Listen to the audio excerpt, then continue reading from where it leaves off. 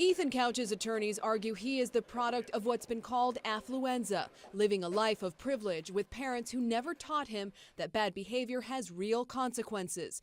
The 16-year-old admitted to drinking alcohol the night he caused a chain reaction crash that killed 4 people and severely hurt 2 others in Tarrant County, Texas. His sentence, 10 years of probation, not the 20 years of prison prosecutors asked for. The teen's defense and the judge's lenient sentence have sparked outrage. His victims' loved ones are stunned. He'll be feeling the hand of God. Definitely. He may think he's gotten away with something, but he hasn't gotten away with anything.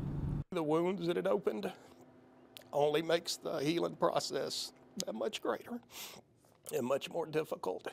Eric Boyles lost his wife and daughter that night in June. We had over 180 years of life taken, future life, not 180 years lived, but 180 years of future life taken.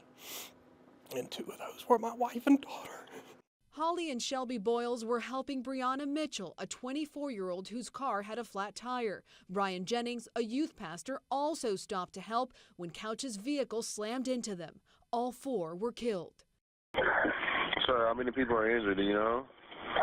1, 2, 3, multiple. I don't even know how many. Oh, okay. Yeah. 3 hours after the crash, Couch's blood alcohol level was .24, 3 times the legal limit in Texas. The term affluenza came from a psychologist put on the stand by the defense, who reportedly said Couch was brought up to spend money instead of saying sorry if he hurt someone, and that he never learned that sometimes you don't get your way. The judge opted for probation and therapy over prison time. Taking him away from his family and teaching him to be a responsible citizen, that's a consequence. But for the families of the victims, that's simply not enough. Money always seems to keep Ethan out of trouble. This was one time I did ask the court that for justice and that for money not to prevail. And ultimately today I felt like money did prevail. Alina Machado, CNN, Atlanta.